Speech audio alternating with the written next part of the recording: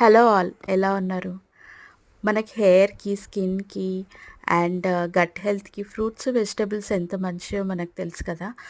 మనం రోజు ఫ్రూట్, ఒక వెజిటబుల్ తినాలంటే రాగా తినాలంటే చాలా కష్టం.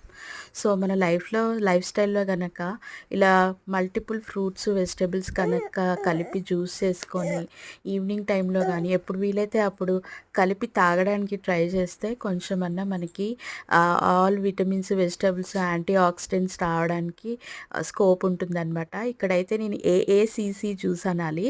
అండ్ ఎందుకంటే బీట్రూట్ తప్ప మిగతా amla, apple, carrot and orange వేసేసి నేను జ్యూస్ చేస్తున్నాను. లాస్ట్‌లో లెమన్ కొంచెము హనీ గూడా కలిపాను ఇందులో.